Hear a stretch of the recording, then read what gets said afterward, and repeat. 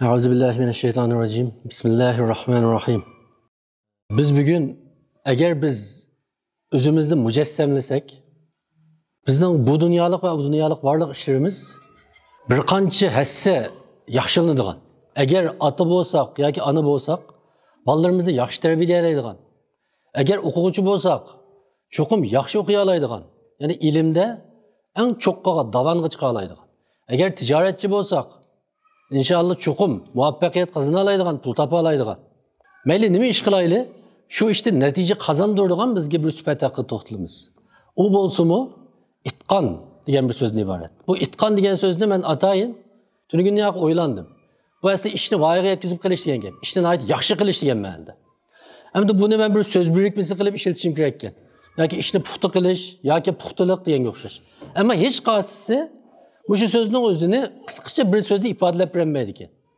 Şunlaşqa bu sözni bizning İslamiy lug'at amrimizga men Uyg'ur tiliga akirsak bo'ldi ekan deb o'yladim. Bizning dinimizdagi nurg'un atalg'ular tabiiyan Uyg'urchalashgan. İman, ihson, ibodat qatorliq nurg'un asli arabcha bo'lgan, ammo bizning tilimizga yerlashib bo'lgan nurg'un atalg'ular bor. Shuning qatorida bu itqon degan so'zni akirish menimcha hech qanday masala emas deb o'yladim. Peygamber sallallahu aleyhi ve sellem bu haqda ben nima uchun bunu o'ylab qoldim deganda bir hadis var. İnnallaha yuhibbu iza amila ahadukum amalan an yutqinahu degan. Bunun ma'nosi Allah cho'qimki sizlar agar ma'lum bir ishni qilsanglar, mayli bu ish qanday ish bo'lishidan qat'iy nazar. Ma hadisning arabchisida iza amila ahadukum amalan. Aytdagi amal degan so'zni ben arab tili grammatikasi nuqtasini aytgan vaqtda nekire haletga kelgan deymiz. Yani iniqsiz haletga kelgan deymiz. Bu qanday ma'no ifodalaydi desa, har qanday bir ishni degan gap. Yani muayyan bir ishni emas. Har qanday bir ishni qilsanglar, shu ishni eng yaxshi qilishinglarni, voyaga yetkazib qilishinglarni yaxshi ko'rdi deb shunda degan. Yani bu hadisning arabchisidagi an yutqinahu degandagi eng keyindagi yutqina degan so'z, o'sha atqana, itqon degan so'zdan kelgan. Yani shuning bir boshqacha, hozirgi zamon shakli. Yani bir iş kılsanglar. Endi bu amelni çoğun cihetini ikkiga bölsek hata emas. Birisi bizning dini ibadetlerimiz, ikincisi dünyavi işlerimiz, dünyalık işlerimiz. Yani muş amelden meylisini ibadet kılыңlar yoki dünyalık bir işlerini kılыңlar. Şu işlerini çoğum voyaga yetkazib qilishinglarni Allah yaxshi ko'rdi deb shunda degan. Yani bu atqana degan so'zning ma'nosini biz Qur'oni Karimdagi ma oyat orqali taqim ro'shan ko'ra olamiz. وترى الجبال تحسبها جامدة وهي تمر مر السحاب صنع الله الذي أتقن كل شيء إنه خبير بما تفعلون. Bunun ma'nosi sizlar tog'larni turg'un holatda deb gumon qilasizlar. Halbuki tog'lar xuddi bulutga o'xshash minib turadi, ya'ni uzib turadi. Mana mushunda bo'lishi barliq ishlarni nihoyat voyaga yetkazib qilgan Allohning hunerlaridandir. Yani Allah'ın karametidir. Yani Allah bana muşunda kılgan doğru hep muşu ayetinin Arapçasıdır mı? Etkana degan sözünü işletken. Yani ma'lum bir işni kem kütüsüz, kusursuz, en mükemmel reveşte kılışını biz etkana deymiz. Yeni bir ma'nosi bilish degan ma'noda o andamanda bilişemez. Mesela etkana degan sözde bir tilini ügendi deb işletse birisi, muşu tilini şu ana tiliga o'xshash pishiq bildi degan ma'noda. Pishiq ügendi degan ma'noda. Hem de biz bu sözde yani bizim dinimizdeki biz biladigan ama bir ma'nosini taza istimalimizni yiroqlashtirib qo'ygan bir so'z var. Uning ma'nosi bo'lsa-mu ihson. Ihson degan bu so'z Qur'oni Karimda nihoyat ko'p yerlarda ishlatildi va ikki xil ma'noda ishlatilgan. Birisi yaxshilik qilish, lutf aylash. Ya'ni boshqalarga yaxshilik qilish. Mesela Allah Qur'oni Karimda ota-onaga yaxshilik qilish haqida ihson degan so'zni ishlatgan. Yaxshilik qilish. Yana bir ma'nosi hozirgi atqana deganga o'xshash, yaxshilash, eng go'zal ravishda qilish degan ma'noda. Payg'ambarimizning haliqi mashhur hadisini hammamiz bilamiz. Jibril alayhisalom Odam suratida kelib payg'ambarimizdan iymon nima, islom nima, ihson nima deb so'raydi. Biz endi vaqt e'tibori bilan bu hadisni to'liq demayli, eng oxirida ihsonga payg'ambarimiz nima deb ta'bir berdi? Ihson deganimiz asli ihson degan so'z yaxshilik qilish degan gap hozir deganimdek. Ama onun yana bir ma'nosi voyaga yetkazish. En güzel şekilde qilish. Bu ihson deganimiz Sen ibadet qilgan vaqtında ibadetni xuddi Allah seni ko'rib turgandek qilishing ihson hisoblanadi. Sen ko'rmasangmi Allah seni ko'rib turadi deb shunday degan. Endi o'ylab boqadigan bo'lsak, biz namoz o'qiylik yoki o'zimiz xilvat joylarda ibodat qilgan vaqtimizda yoki Qur'on o'qigan vaqtimizda, mening his qilishimcha balkim ibodatning eng yuksak maqomi o'zimizni his tuyg'u jihatdan hozir mening qilayotgan mush ishimni Allah ko'rib turadi degan tuyg'uni qila olsak, balkim eng ixlos bilan o'zimizni butunlay shu ibodatga berib, o'zimizni unutib qila olishimiz mumkin. Shunga meningcha bu yerda ihsonni shunda ifodalashda, ya'ni ibodatning eng yuksak maqomi, ibodatning eng voyaga yetkazib qilingan shakli dal Allah ko'rgandek tuyg'uni qilish degan gap. Ya'ni bu yerda men o'ylayapti ma'nosi bir ishni eng voyaga yetkazib qilish degan ma'noda. Ya'ni bu ma'noda Alloh Qur'oni Karimda mundaq deydi: Allazi ahsana kulla shay'in xalaqahu. Yani Allah Taala barliq narsalarning yaratilishini eng mukammal ravishda qildi deb shunday degan. Yani mayli yer sharini, mayli olamni, mayli bir eng kichik hasharatdan boshlab eng cho'ng planetlarga qadar ularning yaratilishini eng mukammal, eng kamkutsiz, eng qusursiz shaklda qildi. Yani bu oyatning arabchisida mu ahsana degan so'zni ishlatgan. Bayamqi degan oyatda atqana degan so'zni ishlatgan bo'lsa, bu yerda ahsana degan so'zni ishlatgan. Ya'ni men bu ikki so'z birisi bilan ma'lum jihatda ma'nodosh demoqchi. Va buni deyish orqali bizning dinimiz buyurgan ishning qo'lining uchida ish qilib tugashga qilib qo'ysa bo'ladigan ish emas ekanligini, balki voyaga yetkazishning bir talab qilingan ish ekanligini ko'ralaymiz. Hatto hozir o'qiydigan hadisda Allah Taala bir ishni voyaga yetkazib qilishni hatto farz qilgan. İnnallaha katabal ihsana fi kulli shay'in. Yani Allah cho'qimki har qanday ishda voyaga yetkazishni, ihson qilishni, yani eng yaxshi qilishni farz qilgan. Kataba degan so'z yezish degan ma'noda. Ammo Qur'oni Karimda kataba degan so'z farz qilindi degan ma'noda nihoyat ko'p ishlatilgan. Masalan, kutiba alaykumus siyam. Sizlarga ro'za tutish yezildi degan gap emas. Ro'za tutish farz qilindi. Namozning farz ekanligini ifodalagan oyatdami mushu kataba so'zi kelgan. Ya'ni mushu hadisdami ona har qanday ishda voyaga yetkazishinglar sizlarga farz qilindi deyapti. Yuqorqi hadisda Allah yaxshi ko'radi deb uni bir rag'batlantirilgan, tashabbus qilingan ish sifatida bayon qilgan bo'lsa, mana mavi hadisda uning darajasini texmi yuksaltib sizlarga farz qildi deyapti. Hatto kaynida buni tushuntirib nima deydi? Agar o'ltirsanglar, nihoyat chiroyli ravishda o'ltiringlar. Agar bo'g'izlasanglar, nihoyat voyaga yetkazib chiroyli ravishda bo'g'izlanglar va pichoqlaringlarni shunda yaxshi bilanglarki, hayvon jeni og'rib qolmasin, rahat bo'g'izlansin deyapti. Masalan, bunda o'ylab boqaylik, dunyoda mesela bo'g'izlash, o'ltirish degan ishni nihoyat go'zal shaklda qilish degan gapni birgaga akilish nihoyat tez. Bu qandaymi bir bo'g'izlashni men nihoyat go'zal bo'g'izladim degan bo'ldi. Bu yerdagi o'ltirish balki urush maydonida dushmanni o'ltirgan vaqtdami? Mesela Peygamber Aleyhisselam'ın boshqa hadislarda, mesela jasadini pochilab etmaslik, nihoyat inson qalbidan chiqqan bir xil vahshiylik sodir qilmaslik haqida nurg'un hadislar bor. Ya'ni dushman bilan tutishib shuni o'ltirgan chaqdimi? Endi shuning loyiqida bir usul qo'llaninglar. Bunda bo'g'izlashga o'xshash qaramoqqa bir xil qabih, vahshiy ko'rinadigan ishdimi?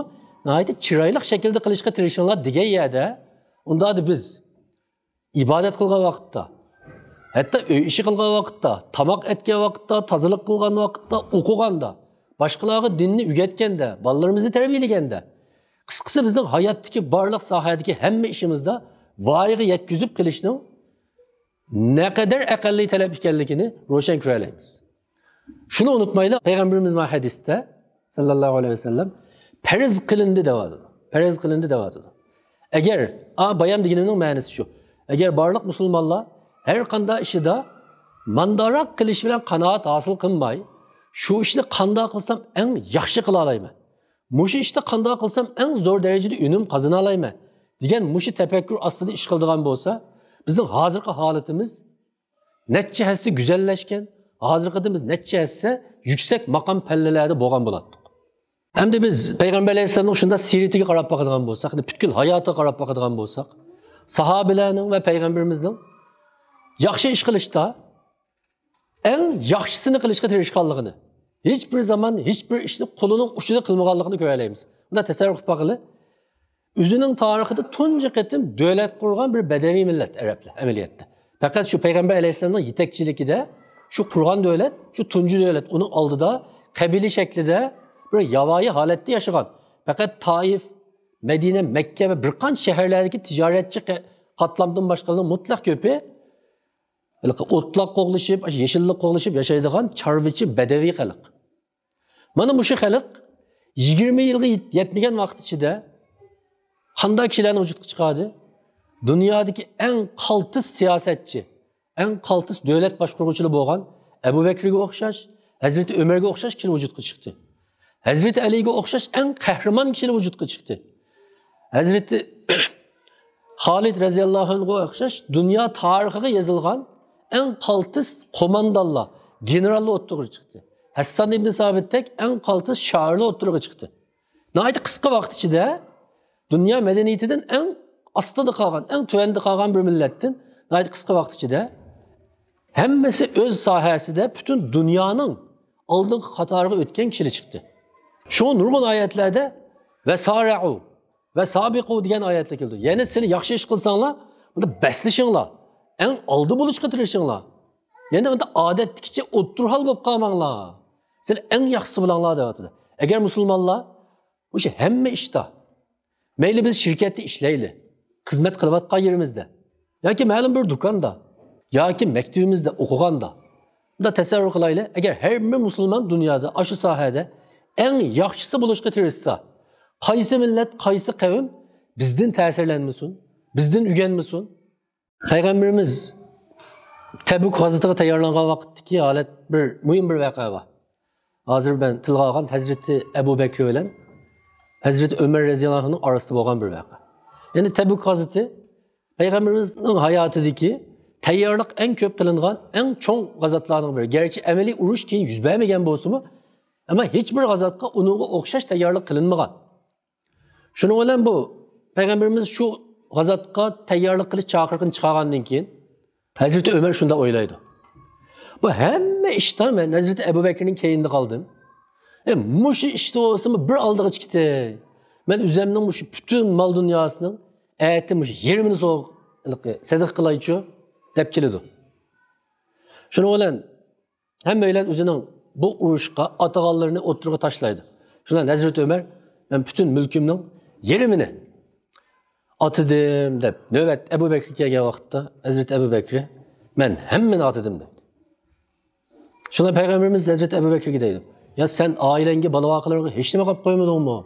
Ya vakti Allah ve Allah'ın Resulü yeterlik ola ölçüyor dedi. Şuna olan Hazreti Ömer'le mi deydi? Ben bügendin başlap, hem de bu edem bilen ben yakşı işte besleştin, vazgeçtim. Yani ben bu yenenmeyip bir kemi adamdı. Bu karamakka yani yakşı işlerde, güzel işlerde en yakşısı buluşkun sahabeli tirişkan. Bir katim Peygamberimizden bir hizmetçisi var. Rifa'a deydi. Bu başka devletten elçileri Peygamberimizge hediye qilib yollagan qullarning biri. Peygamberimiz o'ziga yollagan qullarning hammasini darhol azod qilib o'tdi. Uni azod qilib o'tgandan keyin bu Peygamberimizning shaxsiy xodimi, ya'ni xizmatchisi bo'lib ishlagan. Shundan bu Peygamberimizning xizmatini qilgandan keyin Peygamberimiz bir kun unga deydi: "Men sening menga qilgan bu xizmatlaring uchun men sana nima ish qilib bersam bo'lar?" degandan keyin bu darhol deydi: "Ya Rasulullah, cennette men senin yaningda bo'lsa." Yani bu sahabıma andamanda talep bilen kupaya kılmaydı. Yani közleydiğini, yetmekçi olan nişanı acayip kaldı. Acayip yüksek. Acayip yüksek. Yani sahabeler en aldığı buluştu. İşinin en yaxsılı kılışını ve en aldığı septiki kişilerden buluşunu isteydi. Bir kıtım Peygamber Aleyhisselam bu cennet girgan kişilerini süpetlep, bu cennetki sual soraksız girip gidiyorgan 70 bin kişi var ya vakti derhal Ukaşe'ye de bir sahabe var. Ya Resulullah sallallahu bana dua kılsın, ben aşulanın içindeki birisi olaydı. Yani zaten en yaxşı septin kıpkanma deydiğen bir tuygu var. Bir kıtım Peygamberimiz cennetin işikleri hakkında sözler etip, hem de cennetin nurgun işikleri var. Bu eshiklar hammasi o'ziga xos ba'zi amallarga bog'langan. Masalan, Rayyan deydigan bir eshik bor. Buningdan ro'za tutganlar kiradi deydi. Bu qiyomatda jannatning bu eshiklari qaysi amalni ko'proq qilganlar bo'lsa, shuni chaqiradi. Payg'ambarimiz buni degandan keyin Hazrati Abu Bakr darhol deydi. Ya Rasululloh, shu 8 eshikning hammasi chaqiradigan odammi bo'lamdi? Degan vaqtda payg'ambarimiz bo'ladi. Men sening shu kishilardan bo'lishini umid qilaman dedi. Endi jannatga kirishning o'zi yetarlik bir qaltis ish qo'y endi. Endi uningdan yuksak bir maqom yo'q. Ammo Hazrati Abu Bakr yine eng yaxshisi bo'lishni istayapti. Bo'lsa meni hammasi chaqirsa qiyomatda deyapti. Payg'ambarimiz sizlar jannat istanglar. İstigandimi Cenneti Firdevs'ni istanglar degan. Endi Jannat Firdevs Payg'ambarimizning hadisidagi xabardan qaraganda ko'z ko'rmagan, quloq anglamagan deb tasvirlanadi. Shu ba'zi mufassirlar Qur'ondagi jannatning tasviri boshqa jannatning tasviri, u Firdevs jannatining tasviri emas deb qaraydi. Ya'ni istisanglar, mana ashuni istanglar dedi. Ya'ni bizni her daim eng yüksek bir nişan, yüksek bir g'oya ustida bo'langlar. Bu da odatdagi o'ttirhol nishon bilan qanoat hosil qilmanglar deyapti. Chunki biz Müslüman ümmeti amaliyatda, mohiyatda bütün dünya insanlarga yetakchi bo'lishga, ustoz bo'lishga kelgan. Hamma sohada. Mayli axloq, mayli ilm va mayli boshqa sohada. Mana shu voyaga yetkazib qilish orqali anandan keyin bu o'rin qo'lga keldi. Bu undan kichik ish emas. Endi oxirida, aslida men oxirida so'zlaydiganimni ayrim bir tema qilay degandim, ammo bunu bugun bog'lab etishni to'g'ri topdim. Oxirida endi biz o'ylagan bo'lishimiz mumkin. Unda da bir ishni qanday qilsak voyaga yetkazib qila olamiz. Endi ibodatga munosabatli ishlarda yuqorqi hadisda payg'ambarimiz aytib aniq ko'rsatgan. Ya'ni siz namozingizda yoki xususiy ibodatlaringizni qilgan vaqtingizda mushu daqiqaning o'zida Alloh buni ko'rib turdi degan tuyg'u bilan qilsangiz, ibodatingiz voyaga yetadi. Endi dunyolik ishlardachi. Tuvandagi bir qancha oyat orqali men bir tushuntirishga tirishay. İşlarni en güzel ravishda qilguvchi kim? Allah Taala.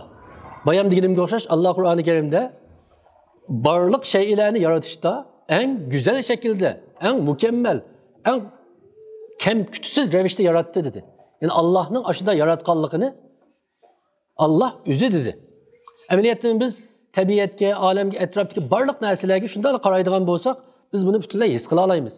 Endi Allah buni qanday yaratdi? Yani bu haqda Allah Qur'oni Karimda bir qancha oyat orqali bizga yip uchi berdi. Qad ja'alallahu likulli shay'in qadra. Yani Allah kulli shay'in degan gap her bir narsaga. O bir qum danachisi bo'lsin, yoki bir atom bo'lsin, yoki bir zarrachi bo'lsin va yoki u g'oyat zo'r planet yoki shu butkul olam bo'lsin.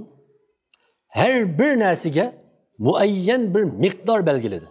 Muayyan bir o'lcham belgiladi, deyapti. Meyadagi qadrun deganning ma'nosi miqdor, o'lcham degan gap. Bu nima degan gap? O'lchigili bo'ladigan, sonliq ma'lumot orqali bilgili bo'ladigan, uqqili bo'ladigan degan gap. Ya'ni mushu oyatga o'xshash yana bir qancha oyat bor.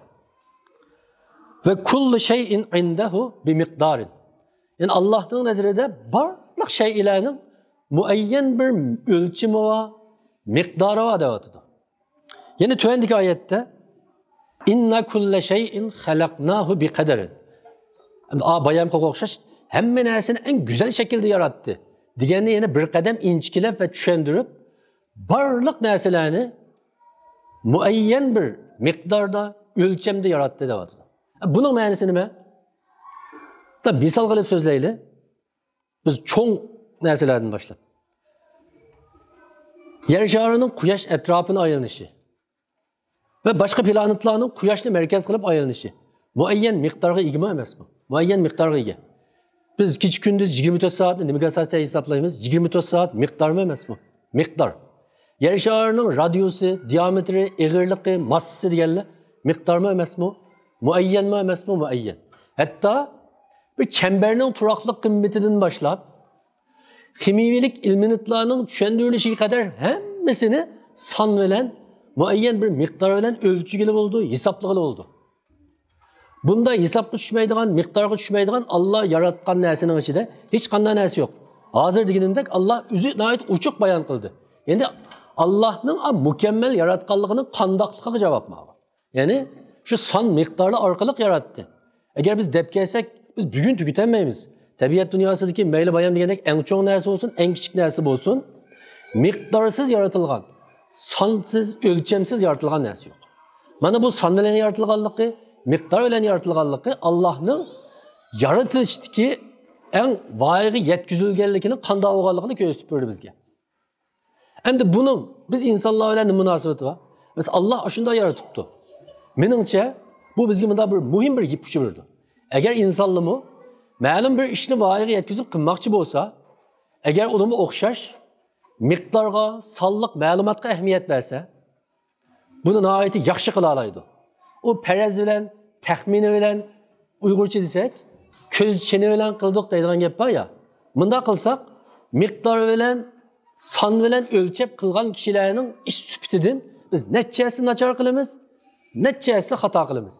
Eng aqallisi bir sizg'uchdan birini tutib, sizib etib, undan keyin har degan tuz chiqqan bo'lsa, uni ona sizmay turib, o'zining ko'z chini bilan g'arida har degan sal maymoqroq chiqadi. Eng aqalli bir misol. Ama biz qilgan ishlarimizning ko'pinchisida son bilan, miqdor bilan ishimiz yo'q. Iniq desak, bugungi hozirgi zamon ilm-fan qo'llanayotgan ilmiy metod bilan ishimiz yo'q. Amaliyotda bugungi ilm-fan qilgan narsa boshqa narsa emas. Dal shu miqdorlashtirilgan tadqiqot. Hatto tabiiy fan emas, ijtimoiy fanlarga qadar. Mesela eng aqallisi deyli, bir mergen bugungi kunda mergenlikni mashq qilmoqchi bo'lsa, uning bir qator sonliq ma'lumotga munosabatli mashqlari bor. U shamolning kuchini o'lchaydi. U o'zining yurak so'qishining nimasidan boshlab diqqat qiladi. Mening yurakim 1 minutda nechini soladi. Qon besimim qanchalik deganlardan boshlab o'lchaydi. Mashqning ichida shularni kontrol qilish qadar bor. Hergiz miltiqni tutib, to'xtamay jiq mashq qilish orqali nihoyat usta bo'lib ket demaydi. Shu shamoldan boshlab o'lchashga qadar o'rgatadi. Shuni shunda hisoblaydi. Mana buning tagida nima yotadi yana? Ya'ni matematik yotadi. Ya'ni ishlarni qilishning amaliyotda hozir insonlar yetgan voyaga yetkazib qilishning usuli ilmiy metodda qilish. Ilm-fanning usullari bo'yicha qilish. Bular ham dunyolik ishlarimizni. Yuqorqisi bu tabiiy fanga munosabatli gaplar. Buni nihoyat ro'shan his qila olamiz, ko'ra olamiz. Endi ijtimoiy ahvolimizga munosabatli ishlardimi bugungi kunda psixologiya, jamiyatshunoslik tadqiqotlarining usullarining hammasi statistika bilan munosabatli. Matematika bilan munosabatli. Masalan, siz jamiyatshunoslikda yoki psixologiyada doktorlik o'qimoqchi bo'lsangiz, imtihon qatnashsangiz, matematikadan imtihon oldi. Statistikadan imtihon oldi. Bunda o'tolmasangiz qabul qilmaydi. Nimishqa? Chunki to'plagan nurg'un sonliq ma'lumotlarni bir qator matematikalik formulalar bilan analiz qilasiz. Uni analiz qilamisangiz, sizning bu ijtimoiy hodisa haqidagi bunda qarab taxminan faraz bilan qilgan tahlil analizlaringiz haqiqiy ilmiy hisoblanmaydi. Bu jihatdan nihoyat deydigan gap bakjiq. Men eng odatdagi bir narsa bilan tushuntiray. Masalan, biz ma'lum bir rayonga tanlov bozori ochmoqchi bo'lsak, qanday ochamiz? Shunda qaraymiz. Ma atrofda tanlov bozori bor ekan yoki yo'q ekan. Ochila deymiz va ochamiz. Ya'ni bizning bir tanlov bozori echishga yoki mushuni qaror qilgan vaqtdagi usulimiz 1-2 kunning ichida tamomlanadi. 2-3 og'inimizga maslahat solamiz, atrofga bir qaraymiz, shuni bilan bu do'konni ochamiz. Amma BIM A101 deganlar, shunda ochamda, uni unda ochmaydi. Men kesib ayta olaman, uni unda ochmaydi. Ular shu atrofdagi qo'rovni sanaydi, uyni sanaydi.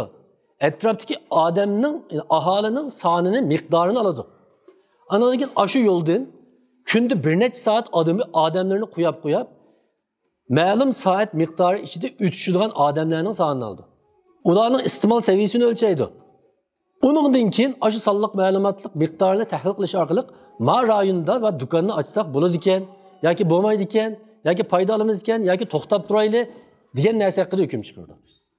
Shu bekordan bekorga kengayib ketmaydi. Bekordan bekorga nada ochsa, shu yerda bozorda yig'ib ketmaydi. Agar bizmi o'zimizning ishlarini shunda sonliq ma'lumotlik miqdorli qila olsak, men kesib ayta olayman, ishimizning sifati hozirgidan necha hassa ilg'orlashidi, sifatliklashidi. Bugungi kunda bu bek aqalli talab. Masalan, yana oxirida bir misol elib o'tayım. Biz cheniqsaq, Her kuni ish qilib, yabig'irlaversak, yuguraversak, sakraversak bo'ladi deb o'ylaymiz.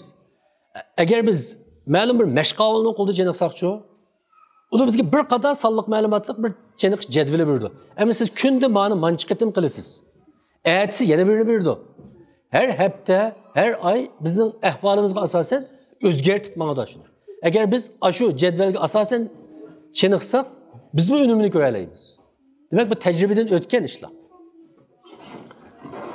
Şulaşqa oxirida mening demakchi o'g'inim. Men shunda o'ylayman, bayam eng boshda degan. Alloh sizlar qanday bir ish qilsanglar, voyaga yetkazishinglarni yaxshi ko'rdi degan mushadisni.